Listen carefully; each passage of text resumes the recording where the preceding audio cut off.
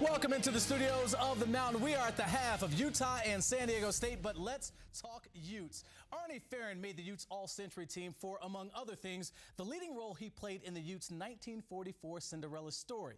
That year, the country was at war and the NCAA tournament was still relatively new, but the resolve of some Western boys from Salt Lake City to prove themselves would steal the show. Sammy Linebaugh takes us back and behind the scenes of one of college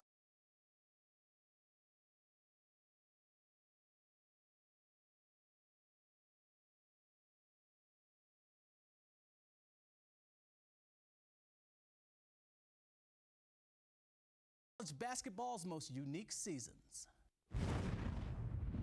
If a single road trip could set the course of a man's life. There's a conglomeration of pictures over on the left that Pat put together of my career. Arnie Farron says the journey he took in the spring of 1944 with this team was it. In 1944, everybody that played on our team lived within 35 miles of the school, and there were no scholarships.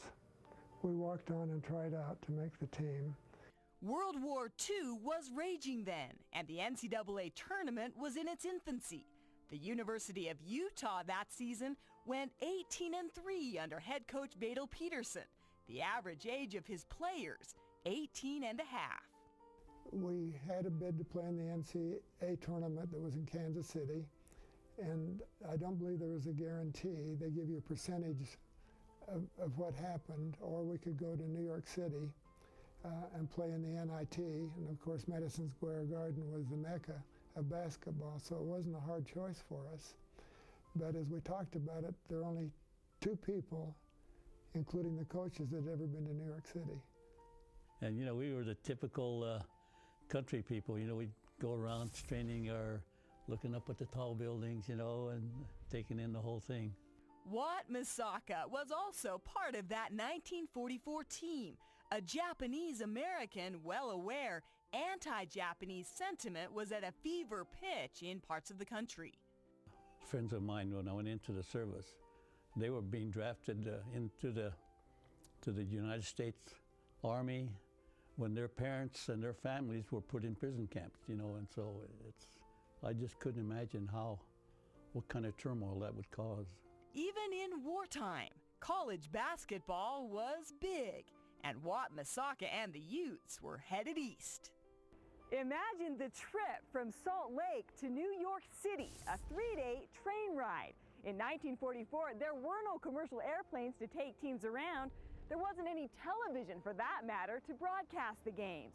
But March Madness existed even then, as Utah, who had set out to compete in the NIT, found themselves competing in the NCAA brackets after all. We got the phone call that Arkansas had been in this accident and couldn't go to Kansas City and play in the NCAA tournament. Almost as fast as they'd arrived in New York, the Utes had lost in the first round of the NIT to Kentucky. We played Kentucky, and that game, Badel had never had a scouting report. So we got to New York City, and he bought one. I think he told us that he bought a scouting report for $25 that was going to help us. And he bought it off of somebody on the street. And the scouting report said that one of their guards didn't shoot. He was the high scorer against us. As it turned out, there was no time for that. The Utes were invited to take Arkansas's place in the NCAA tournament in Kansas City if they could make the 2-day trip in time. And though it meant they would have to leave New York right away, it also offered a chance at redemption. The winner of the Kansas City bracket would play for the NCAA championship at Madison Square Garden. We felt like we could turn it around and be back and show these guys. Well, that's exactly what they did. Not only were they back in the big city, but this time the Utes were the welcome underdog. We would have people cheer for us and yell at us even when we were walking on the streets in New York. And a bunch of scrawny kids from the mountains that, you know, wide-eyed, coming to the Big Apple for the first time for most of us. And I think they kind of took us under their wings, saying, hey, these guys are for real. And what's more, number 17 had become the crowd favorite. The people resoundingly applauded him and gave him credit for the effort that he had on the basketball floor. it really made me proud that I was an American. The night of the NCAA championship game, Utah versus Dartmouth. Madison Square Garden was packed to the rafters. They allowed smoking in the garden. And everybody on the first few rows were smoking cigars.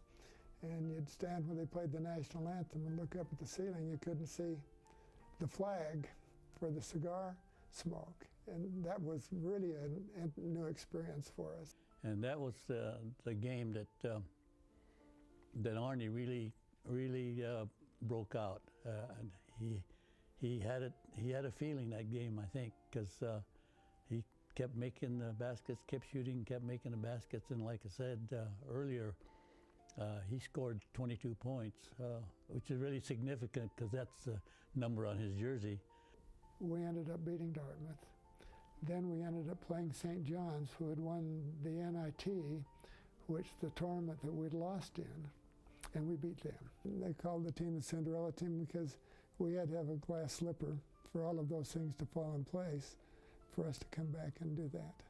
It wasn't until much later Farron and Misaka realized the impact of what they'd achieved, what it meant for a country at war to have heroes who could transcend the battle. And since then, I've had numbers of people tell me where they were when that game was played and how they. Of course, there was no television, so everyone had to listen to it on the radio.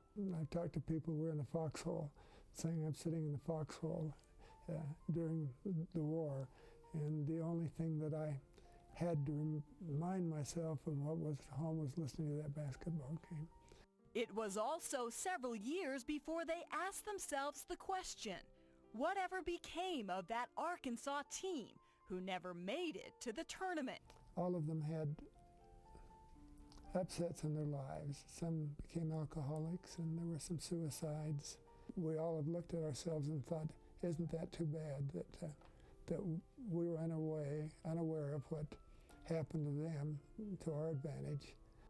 Both Farron and Misaka went on to play professionally after helping lead the Utes to the NIT championship in 1947. Misaka was the first non-Caucasian drafted into the NBA, the same year Jackie Robinson broke into baseball. And that's been kind of the highlight of my life. Even though it's over 50 years ago that's happened, it's really lucky, and I don't think that you'd ever find a stroke of luck like that anyplace. The road trip of 1944, turns out, really never ended. So in my life, it's opened so many doors for me that would not have been available perhaps if we hadn't had the occasions to compete in basketball at the level that we did. Brings back the sweet memories of something that you can live by. In Salt Lake City, Sammy Linebaugh for the Mountain. A total of 5 players from that 1944 team were drafted into the pros. Arnie, Farron, Wat